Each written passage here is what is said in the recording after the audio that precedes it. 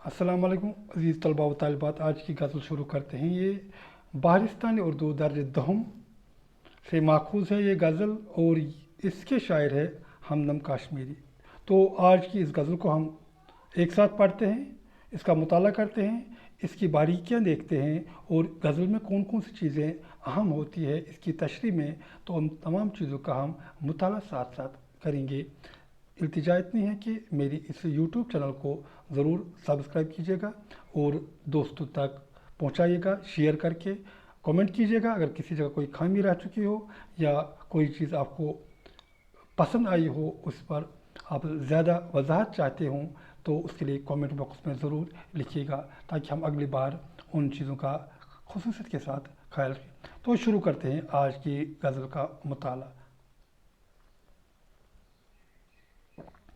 پہلا شعر۔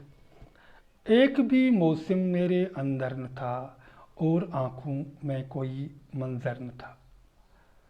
ایک بھی موسم میرے اندر نہ تھا، میرے اندر یعنی دل کے اندر۔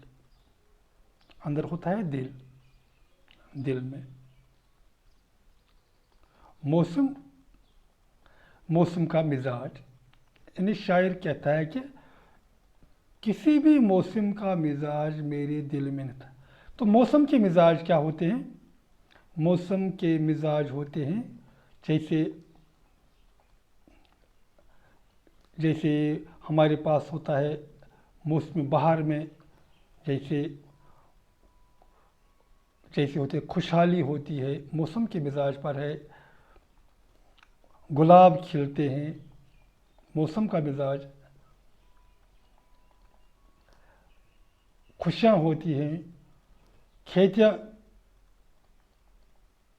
لہلہاتی ہے وغیرہ۔ تو شاعر کہتا ہے ایک بھی موسم میرے اندر نہ تھا۔ شاعر نے کہتا کہ میں نے خود کو ٹٹولا کہ اندر کوئی بھی موسم، نہ خوشی تھی نہ غم تھا، نہ کسی چیز کا اطمینان تھا نہ کوئی خواہش تھی، اور آنکھوں میں کوئی منظر نہ تھا، اور میری آنکھوں میں بھی کوئی چمک نہیں تھی کسی منظر کی۔ تو جب آنکھوں میں کوئی منظر آتا ہے تبھی دل میں وہ بس جاتا ہے۔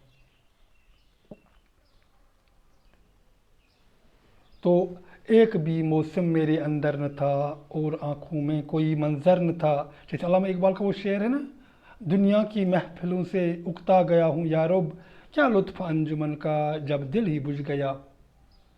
اسی طرح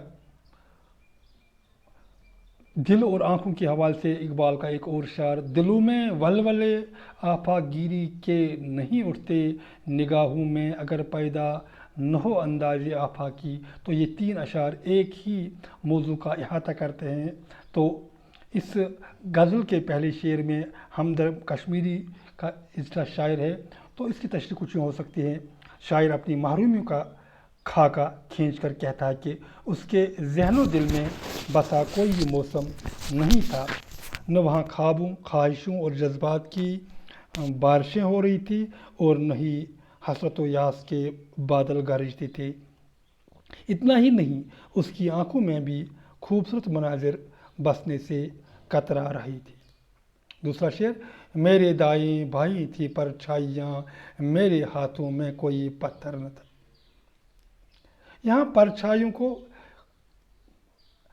ایسے استعمال کیا کہ وہ انسان کی دشمنی ہو، یہ تو غم کی، یہ تو مصائب کی، دنیا کے فتنوں کی، تو یہ وہی پرچھائیاں ہیں جن کو دائیں بائیں یعنی ہر طرف، شاعر اپنے ہر طرف پرچھائیں ہی پرچھایا پاتا ہے، اور اسے افسوس یہ ہے کہ اس کے ہاتھوں میں کوئی پتھر نہیں، کوئی مارنے والی چیز نہیں، مار بگانے والی چیز نہیں۔ تو اس شعر کی تشریح بھی ہم محتاط طریقے سے ایسے کر سکتے ہیں کہ شاعر کہتا ہے کہ اسے ہر طرف محرومیوں، غموں، خوف و ہراس اور پشیمانیوں کی پرچھائیاں نصیب میں آئی، اور ان ڈراؤنی پرچھائیوں کو مار بگانے کے واسطے اس کے ہاتھوں میں پتھر نہیں تھا۔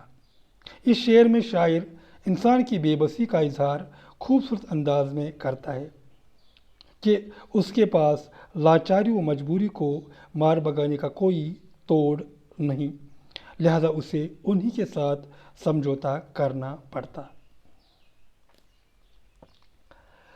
تیسرا شعر ہے، خواب اپنے کیا حقیقت ہو گئے، لمس کیسا تھا اگر پے کر نہ تھا۔ لمس، چھونا، کوئی چیز آپ کو چھوتا ہے تو اسے لمس کہتے ہیں۔ پے کر، مجسمہ، شاعر کو لگتا ہے کوئی چیز اسے چھوتی ہے مگر اسے وہ چیز دکھائی نہیں دیتا، اس لیے وہ پریشان ہے کہ تو کس چیز نے چھوا اگر کوئی پیکر نہیں تھا۔ جیسے خواب، خواب اپنے کیا حقیقت، وہ کہتے کیا ہمارے خواب حقیقت میں تبدیل ہو گئے، اگر نہیں تو یہ کیسا لمس تھا، کس چیز نے اسے چھو لیا۔ تو یہاں ہر کسی کے دل میں کیا ہوتا ہے، خواب کو حقیقت میں تبدیل کرنے کا جذبہ ہوتا ہے، تمنائیں ہوتی ہیں۔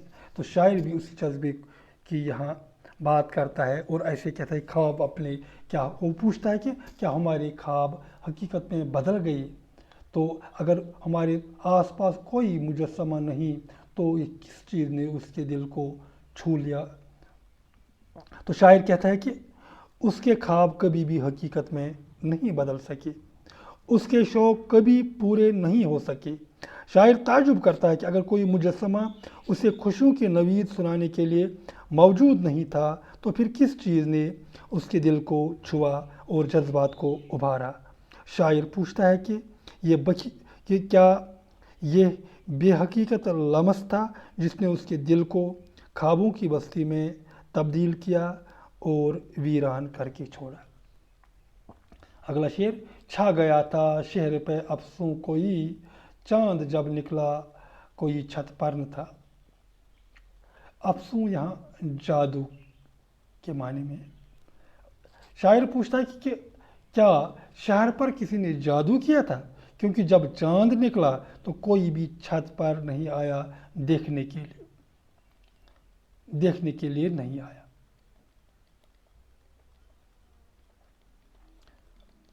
چاند اتنا خوبصورت ہوتا ہے کہ ہر کسی کو تمنا ہو کہ اسے دیکھا جائے، جیسے ہم عید کا چاند دیکھتے ہیں۔ تو یہاں اس شعر میں چاند بطور استعارہ استعمال ہوا ہے۔ چاند یہاں کیا ہے، استعارہ، محبوب کے لیے استعمال ہوا، کیونکہ ہم نے بار بار کہا کہ ابہام غزل کا حسن ہوتا ہے، یہاں محبوب کو چاند کہا گیا ہے۔ چھا گیا تھا شہر پہ افسوں کوئی، چاند جب نکلا کوئی چھت پر تھا۔ شاعر پوچھتا ہے کہ کیا شہر پر کسی نے جادو کیا تھا، کیونکہ چاند تو نکل آیا مگر لوگ جوگ در جوگ اب کے نہیں نکلے۔ تو تشریح کچھ ہوگی، شاعر کہتا ہے کہ شہر پر کوئی جادو بھاری پڑ چکا تھا جس کی وجہ سے سبھی لوگ بے خودی کی مار جھیل رہے تھے، یہی وجہ ہے کہ محبوب کے نکلتے وقت کوئی بھی گھر سے باہر نہیں نکلا۔ شاعر نے اس شعر میں محبوب کے لیے چاند بطور استعمال کیا ہے اور کہا کہ چاند کے نکلتے وقت کوئی چھت پر نہیں نکلا تاکہ چاند کا دیدار کر سکے۔ آخری شعر، ایک صدا گونجی مقام میں دیر تک، کیا تھا یہ ہمدم کوئی در پر نہ تھا۔ تو مکان، شاعر کہتا ہے کہ صدا کہتے ہیں آواز کو، کوئی آواز دیر تک گونجتی رہی، کہاں، مکان میں، کیا تھا، مگر شاعر کو معلوم نہیں یہ کیا آواز تھی، کس نے لگائی، کیونکہ جب اس نے دروازے پر دیکھا وہاں کوئی کھڑا نہیں تھا۔ تو یہاں اس شعر میں بھی جو مکان ہے، مکان کا استعمال ہوا ہے، یہ بھی استعارہ ہے۔ مقام یہاں استعارہ ہے دل کے لیے۔ استعارہ کہتے ہیں مستعار لی ہوئی چیز، یعنی تاکہ معنی میں گہرائی اور گہرائی پیدا ہو۔ تو اس شعر کی تشریح کچھ ہو سکتے ہیں، شاعر خود سے پوچھتا ہے کہ مقام میں ایک آواز دیر تک گونجتی رہی ہے مگر اسے بالکل پتہ نہیں چلا کہ یہ کون صدائیں دے رہا تھا، کیونکہ دروازے پر بھی کوئی دکھائی نہیں دیا۔ یہاں ناصر کاظمی کا ایک مشہور شعر یاد آتا ہے جو اس موقع کی مناسبت سے بہت اہم ہے۔ تو नासिर काज़मी ने कहा कि शोर बरपा है खाने दिल में, शोर बरपा है खाने दिल में, कोई दीवार सी गिरी है अभी। तो ये शेर इसके साथ मुनासिबत खाता है। मुझे उम्मीद है प्यारे बच्चों आपको आज की ये गज़ल भी बहुत अच्छी लगी होगी। जो हमने इसकी तफ़हीम की वो आपको ज़रूर पसंद आई होगी और आपने गज़ल के बाइन सतूर जानने की गुर भी सीखे होंगे।